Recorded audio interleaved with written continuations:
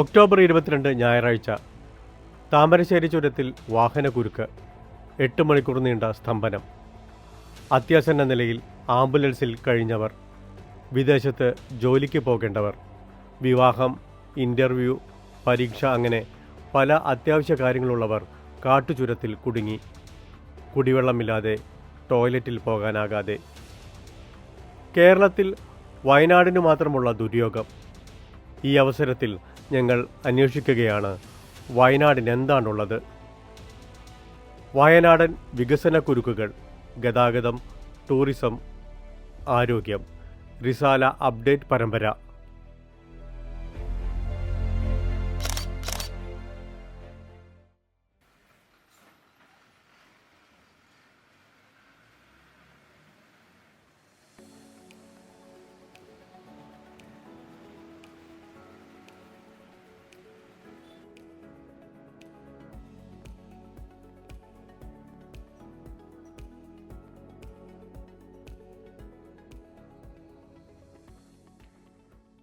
വയനാട്ടുകാർക്ക് ചുരത്തിലെ കുരുക്ക് അത്ര പുതുമയുള്ള കാര്യമല്ല.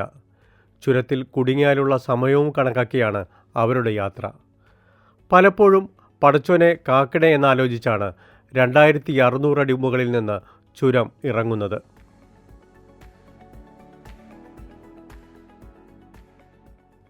ടൂറിസ്റ്റുകൾക്കുണ്ടായ ബുദ്ധിമുട്ടുകളെ പറ്റിയാണ് എല്ലാവരും പറയുന്നത്. പക്ഷേ ജീവിതത്തിലെ ഏറ്റവും പ്രധാനമായ കാര്യങ്ങൾക്ക് വേണ്ടി ഇറങ്ങിത്തിരിച്ച നാട്ടുകാരുടെ സങ്കടം ആർക്കും അറിയേണ്ട.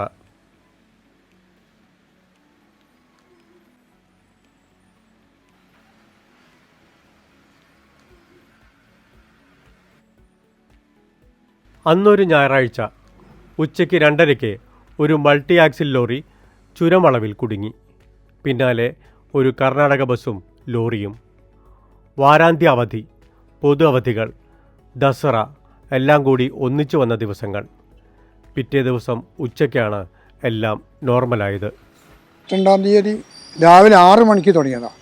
വാഹനങ്ങൾ ആയുധപൂജ ലീവാണല്ലോ. 6 മണി തൊട്ട് ആൾക്കാർ കണ്ടമാനം വയനാട് കയറുകയാണ്. ഉച്ച സമയമായപ്പോൾ ലോറി കുടുങ്ങി കൊടുത്ത്. ആ ലോറി കുടുങ്ങുകയും ചെയ്തപ്പോൾ ഒരു ബസ് അതിലിങ്ങനെ എടുക്കാൻ നോക്കി. അത് രണ്ടും കൂടി ആയപ്പോൾ റെഡിയായി.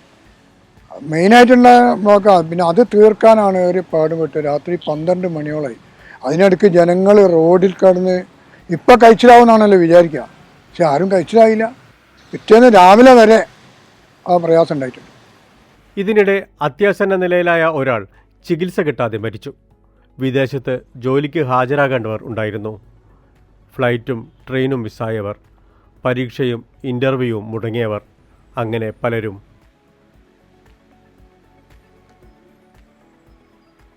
ഞാൻ 14-ാമത്തെ തവണയാണ് ചുരത്തിൻ്റെ ബ്ലോക്കിൽപ്പെടുന്നത്. പല സമയത്തും അസംബ്ലി ഉള്ള സമയത്ത് ഞായറാഴ്ച വൈകുന്നേരം പോകുമ്പോൾ എനിക്ക് പല സമയത്തും ട്രെയിൻ മിസ്സായി. ഞാൻ പ്ലാൻ ബിയും സിയും നേരത്തെ ക്രമീകരിച്ചു വച്ചാണ് ഞാൻ പോകാറുള്ളത്. അപ്പോൾ ട്രെയിൻ മിസ്സാവും, ഗതാഗത കുരുക്കുണ്ടാവുമ്പോൾ പിന്നെ ഞാൻ ബസ്സാണ് പിന്നെ ഓപ്റ്റ് ചെയ്യുക. ബസ് ഓപ്റ്റ് ചെയ്ത് ചില സമയത്ത് ആ ബസ്സും കിട്ടാതെ വന്ന സാഹചര്യമുണ്ട്. എനിക്ക് H1N1 പനി വന്നപ്പോൾ പോകുന്ന വഴിക്ക് ഞാനൊരു അർദ്ധബോധാവസ്ഥയിലാണ്. ആ സമയത്ത് 2-3 ബ്ലോക്കുണ്ടായി. ഒരു സമയത്ത് എൻ്റെ ഡ്രൈവർ പുറത്തിറങ്ങി വഴി ഒരുക്കാൻ വേണ്ടി സഹായിക്കണമെന്ന് പറഞ്ഞ് അങ്ങനെയൊക്കെയാണ് പോയത്. എൻ്റെ അതിൽ വന്ന ഒരു ചെറിയ അനുഭവം എന്ന് പറയുമ്പോൾ, നമ്മൾ ഒരു ലേബർ കേസുമായിട്ട് വരുമായിരുന്നു. അപ്പോൾ കുട്ടിക്ക് മാസം തികഞ്ഞിട്ടില്ല എന്ന് പ്രസവിച്ചതാണെന്നാണ് കേസ്. കുട്ടീൻ്റെ കണ്ടീഷൻ വളരെ മോശമായിരുന്നു. അപ്പോൾ ചുരത്തത്തെ ബ്ലോക്ക് പെട്ട് കുറച്ച് ടൈം ചുരത്തിലും ബ്ലോക്കിലും പെട്ട് കഴിഞ്ഞിട്ട് നമ്മൾ കിടന്നു പോയിട്ടുണ്ട്. അവിടെ ഡോക്ടർ എടുത്തെത്തിയാലും പറഞ്ഞ ഒരു 5 മിനിറ്റ് മുമ്പ് കൊണ്ടുവരുന്നിരുന്നുവെങ്കിൽ നമുക്ക് രക്ഷിക്കാമായിരുന്നു എന്ന് ഡോക്ടർ പറഞ്ഞ പല സാഹചര്യങ്ങളുണ്ട്.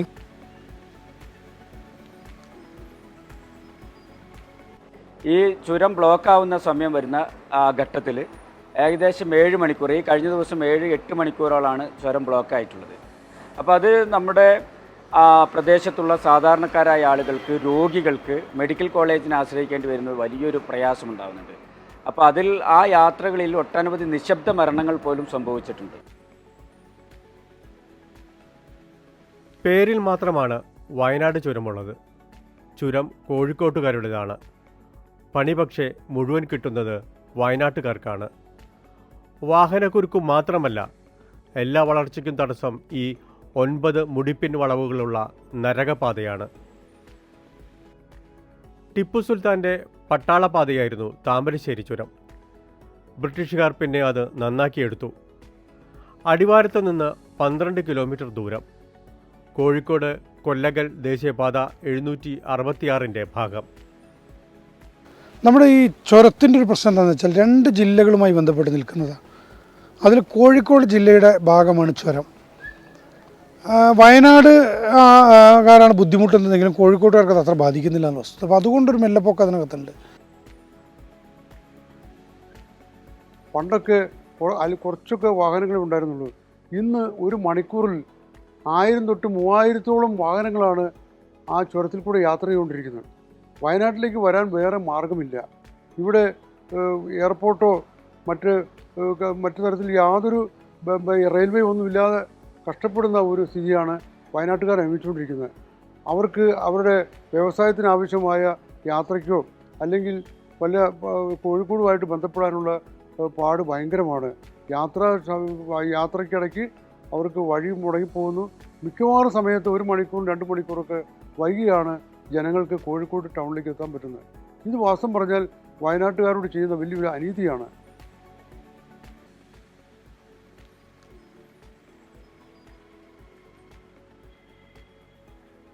ചുരം പഴയ ചുരം തന്നെയാണ്. പക്ഷേ ഗതാഗതം മാറി. മുമ്പ് മണിക്കൂറിൽ 1000 വാഹനങ്ങൾ കടന്നുപോയിരുന്ന ചുരത്തിൽ ഇപ്പോൾ അത് 3000-ആയി. ഏതാനും മുടിപ്പിൻ വളവുകൾ ഒഴിച്ചാൽ ബാക്കിയെല്ലാം പഴയ പോലെ തന്നെ. റോഡിൻ്റെ വീതിയിലും മാറ്റമില്ല.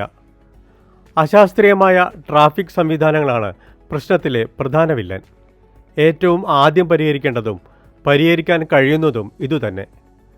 നിര തെറ്റിച്ചു പായുന്ന മുന്തിയ വാഹനങ്ങൾ മുതൽ തേരട്ടയെ പോലെ ഇഴയുന്ന കൂറ്റൻ ലോറികൾ വരെ ചുരത്തിലുണ്ടാക്കുന്ന പൊല്ലാപ്പുകൾ ചില്ലറയല്ല. വാഹനങ്ങൾ കേടായാൽ എടുത്തുമാറ്റാൻ ക്രെയിനില്ല, നന്നാക്കാൻ വർക്ക്ഷോപ്പുകളുമില്ല. ഏത് സമയത്തും മണ്ണിടിയുന്നു, കല്ലിടിയുന്നു, മരങ്ങൾ വീഴുന്നു. നിരവധിയായ പ്രശ്നങ്ങളാണ് അവിടെ. അതിനിടയ്ക്ക് വലിയ വാഹനങ്ങൾ വരുന്നു. ആ വാഹനങ്ങൾക്ക് യാതൊരു നിയന്ത്രണവുമില്ല. അത് തന്നെയല്ല, ഇത് ഏതെങ്കിലും വഴി ബ്ലോക്കായിട്ട് ബ്രേക്ക് ഡൗൺ ആയിക്കഴിഞ്ഞാൽ അത് നന്നാക്കാനോ അത് അവിടുന്ന് മാറ്റാനുള്ള യാതൊരു സംവിധാനം ഇവിടെ ചെയ്തില്ല.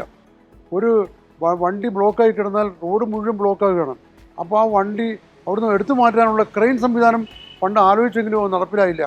അതുപോലെ തന്നെ വണ്ടികൾക്ക് അപകടത്തിൽ വരികയുമ്പം അതിന് റിപ്പയർ ചെയ്യാനുള്ള സംവിധാനങ്ങളില്ല. ചുരത്തിലെ വളവുകളിൽ ഡ്രൈവ് ചെയ്യുന്നത് റൈഡർമാർക്ക് നല്ല വൈബായിരിക്കും. പക്ഷേ എതിരെ വരുന്ന വാഹനത്തിൻ്റേത് ഒരാളുടെ ജീവൻ രക്ഷിക്കാനുള്ള ഓട്ടമായിരിക്കും. ചുരം വീതി കൂട്ടിയാലും കൂടുതൽ വികസനം വന്നാലും റോഡിൽ അച്ചടക്കമില്ലെങ്കിൽ ഒരു കാര്യവുമില്ല. അതുപോലെ തന്നെ കുറേ ആളുകളുടെ കയ്യിലുണ്ട്. കാരണം ഒരു ക്യൂ സിസ്റ്റത്തിൽ അതിനോട് ക്ഷമയോടുകൂടി കാത്തു നിൽക്കാൻ കഴിയാതെ കയറിപ്പോകുന്ന വാഹനങ്ങൾ വല്ലാതെ ഉണ്ടാകുക നമ്മളെപ്പോഴും ആവശ്യപ്പെട്ടുകൊണ്ടിരിക്കുക. കാരണം ഇതിനിടയ്ക്ക് RTO സ്ക്വാഡിൻ്റെ നേതൃത്വത്തിൽ ചുരത്തിൽ നിന്നിട്ട് ലക്ഷക്കണക്കിന് രൂപയാണ് ഫൈനായിട്ട് ഈടാക്കിയത്. കയറി വരുന്ന വാഹനങ്ങൾ മാത്രം. അതൊക്കെ നല്ല സിസ്റ്റമാണ്. പക്ഷേ അത് പ്രാവർത്തികമാക്കാൻ കഴിയുന്നില്ല. ഇപ്പോൾ ചുരം സംരക്ഷണ സമിതിയുണ്ട്. സത്യത്തിൽ അവർ ഒന്നും കിട്ടാതെ, ഒരു പൈസയും അവർക്ക് കിട്ടാതെ സൗജന്യമായി അവർ ചെയ്യുന്ന സേവനം കൊണ്ടാണ് ഒരു പക്ഷേ എത്രയോ ആളുകൾ, എത്രയോ ജീവനുകൾ അവിടെ പൊലിയാതെ കടന്നു പോകുന്നതെന്നുള്ള സത്യം. കേരളത്തിലെ ഡ്രൈവർമാർ ലോകത്തിൽ ഏറ്റവും കൂടുതൽ അച്ചടക്കരഹിതമായി ഡ്രൈവിംഗ് ചെയ്യുന്നതിൽ മുൻപന്തിയിൽ നിൽക്കുന്ന ആൾക്കാരാണ് ഇവർ. കേരളവും ഇന്ത്യയും വിട്ടുപോയാൽ വളരെ നല്ല കുട്ടികളാണെങ്കിലും പരമാവധി എങ്ങനെയെല്ലാം അച്ചടക്കം ലംഘിക്കാൻ പറ്റുമോ അതിൻ്റെ പല ഉദാഹരണങ്ങൾ നമുക്ക് ചുരത്തിൽ കാണാം. ഉദാഹരണമായിട്ട് ഒരു ട്രാഫിക് ബ്ലോക്ക് വന്നു എന്ന് വിചാരിക്കുക. അതൊരു മണിക്കൂറുകൊണ്ടോ അരമണിക്കൂറുകൊണ്ടോ തീരുമാനിക്കാം. നമ്മുടെ കുട്ടികൾ വരുന്ന പുതിയ കാറുകളിലൊക്കെ ആയിട്ട് വരുന്ന ആൾക്കാർ ആ ട്രാഫിക്കിൻ്റെ ലൈൻ ഉണ്ടല്ലോ കോൺവോയ് ആയിട്ട് വരുന്നത്, അത് തെറ്റിച്ച് പുറത്ത് കയറും. അതുപോലെ അപ്പുറത്തൊന്നും വരും, അതവിടെ ബ്ലോക്കായി. അത് പിന്നെ നീക്കം ചെയ്യണമെങ്കിൽ 5-6 മണിക്കൂർ വേണ്ടി വരും. വലിയ വാഹനങ്ങൾ 12 വീല് 14, 16 ഉണ്ടല്ലോ, ഇതിലൊക്കെ വരുമ്പോൾ ചുരത്തിൽ ചെറിയ പ്രയാസമുണ്ട്. ചിലപ്പോൾ 2 പ്രാവശ്യം എടുക്കേണ്ടി വരും വണ്ടി. ചിലപ്പോൾ 2 കൊണ്ട് മതിയാവില്ല. ഒടിഞ്ഞു കിട്ടാൻ. അപ്പോഴേക്കും 2 പ്രാവശ്യമൊക്കെ നിൽക്കുമ്പോൾ തന്നെ സെക്കൻഡ് മിനിറ്റുകളായല്ലോ. അതിനിടയിൽ കൂടി ആരെങ്കിലും ഒന്ന് ക്യാപ്പ് കാണുമ്പോൾ തള്ളിക്കയറും. പിന്നെ അത് തീർക്കണമെങ്കിൽ 2 ആളും വാശിയിലായി പോകും. ആരാണ് ചുരത്തിൻ്റെ അവകാശി? നിലവിൽ കർണാടകയിലെ കൊല്ലകൽ മുതൽ കോഴിക്കോട് വരെയുള്ള ദേശീയപാത 766 ഭാഗമാണ് ചുരം. അപ്പോൾ ആരാണ് ഉത്തരവാദികൾ? ദേശീയപാത അതോറിറ്റി തന്നെ.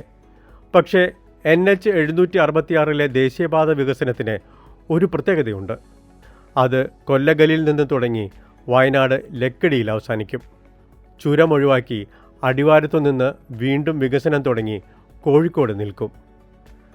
ചുരത്തിലെ വളവുകൾ നിവർത്തിയതും വീതി കൂട്ടിയതും സംസ്ഥാന സർക്കാരുകൾ തന്നെ. ഇപ്പോൾ NH അതോറിറ്റിയിൽ പരാതിപ്പെടാൻ തുടങ്ങിയതോടെ ചുരം നന്നാക്കാൻ പദ്ധതിയായിട്ടുണ്ട്. ദേശീയപാത നവീകരണം കോഴിക്കോട് തുടങ്ങിയിട്ട് താഴെ അടിവാരത്ത് നിൽക്കുകയാണ്. പിന്നെ ദേശീയപാത നവീകരണം എവിടെ വരുന്നത്? ചുരം കയറി ലക്കിടി മുതൽ മുത്തങ്ങ വരും. അപ്പോൾ ഈ ചുരം എന്ത് ചെയ്യും? നല്ല റോഡ് 2 വരി BMNRBC ചെയ്ത ഏറ്റവും നല്ല ആധുനിക റോഡ് കോഴിക്കോട് നിന്നും തുടങ്ങുന്നു, അടിവാരത്ത് അവസാനിക്കുന്നു. ചുരം കയറിയിട്ട് ലക്കിടിയിൽ നിന്നും തുടങ്ങുന്നു, മുത്തങ്ങ നമ്മുടെ കേരള ബോർഡർ വരെ വരുന്നു. ഇതിൻ്റെ ഇടയിൽ പ്രശ്നമുള്ള ഏക സ്ഥലം ഏതാണ്? ചുരമാണ്. അത് തൊടുന്നില്ല. അപ്പോൾ അങ്ങനെ നമ്മൾ റോഡ് ഡെവലപ്പ് ചെയ്തുകൊണ്ട് എന്താ ഗുണം? ഒരു ഗുണവുമില്ല. നമ്മൾ MK മുനീർ മന്ത്രിയായിരുന്ന സമയത്താണ് ചുരത്തിൽ ആദ്യത്തെ വളവ് നിവർത്തുന്ന ഒരു പദ്ധതി നമ്മൾ കൊണ്ടുപോയി. ഇൻ്റർലോക്ക് ചെയ്യുന്ന ഒരു പദ്ധതി. അത് സ്റ്റേറ്റാണെന്ന് ചെയ്തത്. അത് നല്ല രീതിയിൽ നമുക്ക് ചെയ്തു. അതിനുശേഷവും 2 വളവുകൾ നിവർത്തിയിട്ടുണ്ട്. അത് 2ഉം നിവർത്തിയതും സ്റ്റേറ്റ് ഗവൺമെൻറ്റിൻ്റെ നേതൃത്വത്തിലാണ്. അപ്പോൾ ഇതിന് പണം ഫോറസ്റ്റിന് അനുമതി കിട്ടിയിട്ടുണ്ട്. ആ ചുരം റോഡിൻ്റെ വികാസത്തിന് വേണ്ടിയിട്ടുള്ള നടപടികൾ വേണ്ട രീതിയിൽ കേന്ദ്ര സംസ്ഥാന സർക്കാരുകൾ സ്വീകരിച്ചില്ല എന്നതാണ് ഗുരുതരമായ ഒന്നാമത്തെ പ്രശ്നം. എങ്ങനെ ഇത് പരിഹരിക്കാൻ പറ്റും? ഒന്ന്, 2018 ഏപ്രിൽ മാസം കേരളത്തിന് കേന്ദ്ര വനം വകുപ്പ് ഈ ചുരത്തിൻ്റെ 3 പ്രധാന വളവുകൾ, ഈ 6, 7, 8 വളവുകൾ നിവർത്തുന്നതിന് വേണ്ടി വനം അനുവദിച്ചു.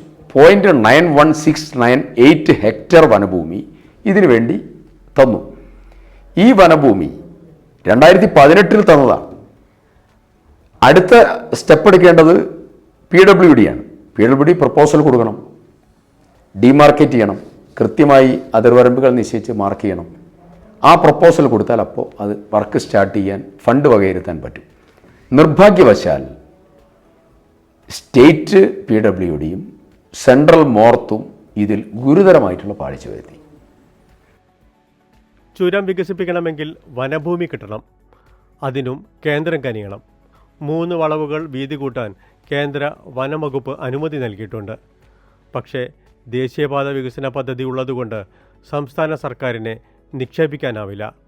ഒരു പദ്ധതിയിൽ 2 മുതൽമുടക്കുകൾ പറ്റില്ല തന്നെ. കേന്ദ്ര ഗവൺമെൻറ് പദ്ധതി പുതുപ്പാടി മുതൽ മുത്തങ്ങ വരെയുള്ള ദേശീയപാത വികസനം പ്രഖ്യാപിച്ചു കഴിഞ്ഞതാണ്. അതിൻ്റെ നടപടികളാണ് നീങ്ങുന്നത്. അതേസമയത്ത് അവിടെ തന്നെ വേറൊരു ഫണ്ട് ചെലവഴിക്കുക എന്നുള്ളത് പ്രശ്നമുണ്ടാകുന്ന കാര്യങ്ങളാണ്. സാങ്കേതിക ബുദ്ധിമുട്ടുള്ള കാര്യത്തിലുണ്ട്. ഇപ്പോൾ 2, 3, 4 ചുരം 1ാം പിണറായി ഗവൺമെൻറ് കാലഘട്ടത്തിൽ വീഴ്ത്തി കൂട്ടുകയും അതുപോലെ തന്നെ അവിടെ ആവശ്യമായ ഭൂമി അന്ന് വനംവകുപ്പ് വിട്ട് നൽകുകയൊക്കെ ചെയ്തതിൻ്റെ ഫലമായിട്ട് അവിടെ ഇഷ്ടംപോലെ ടൂറിസ്റ്റുകൾ വരുന്നുണ്ട്, കച്ചവട സ്ഥാപനങ്ങളുണ്ട്, വലിയ ഗതാഗത സ്തംഭനം അവിടെ ഉണ്ടാകുന്നില്ല. 6, 7, 8 ഭൂമി നമുക്ക് വിട്ടുകിട്ടിയിട്ടുണ്ട്. ആ വിട്ടുകിട്ടിയോടൊപ്പം തന്നെ പുതുപ്പാടി മുതൽ മുത്തങ്ങ വരെയുള്ള ദേശീയപാത വികസനത്തിൻ്റെ ഭാഗമായി അതിൽ ഉൾപ്പെടുത്തിയിട്ടാണ് ആ ഫണ്ടും മറ്റു കാര്യങ്ങളൊക്കെ നമുക്ക് ലഭ്യമാകേണ്ടത്. അതിനാവശ്യമായ DPR തയ്യാറാക്കുന്നതിന് വേണ്ടി ഇപ്പം അനുവാദം കിട്ടിയിട്ടുണ്ട്. ആ DPR തയ്യാറാക്കി കാര്യങ്ങൾ നിർവഹിക്കണം.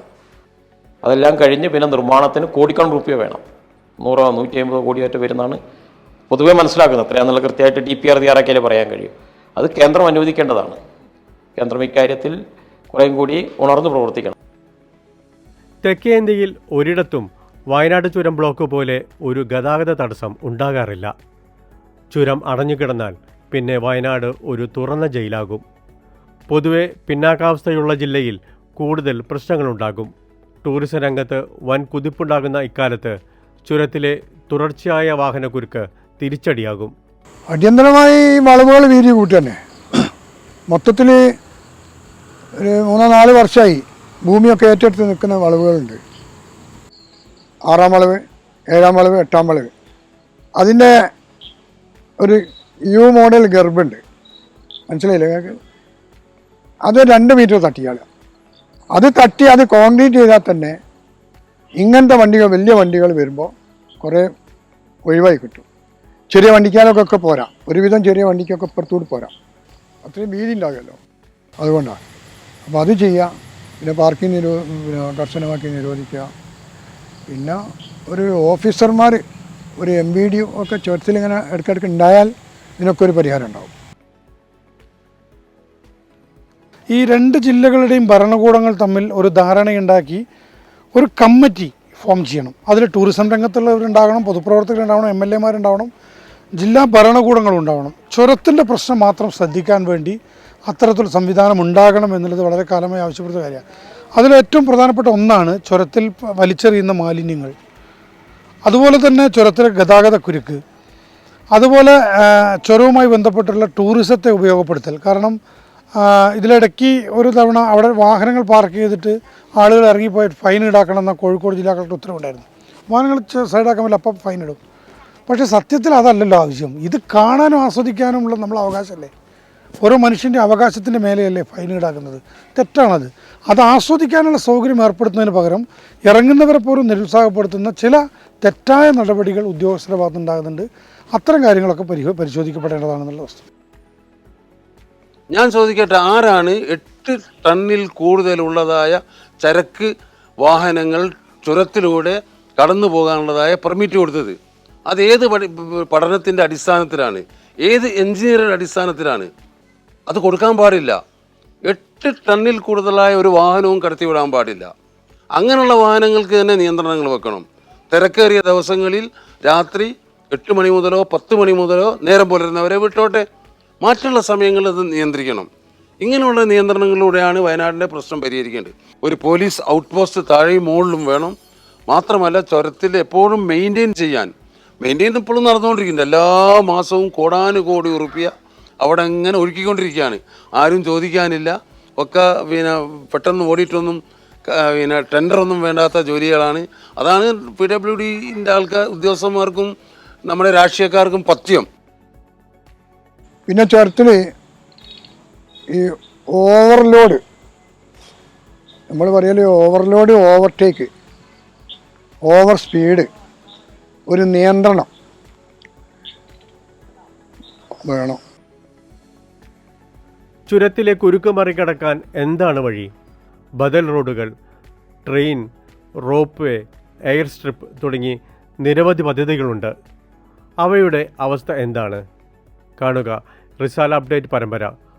അടുത്തത് വയനാടിൻ്റെ വഴി സ്വപ്നങ്ങൾ.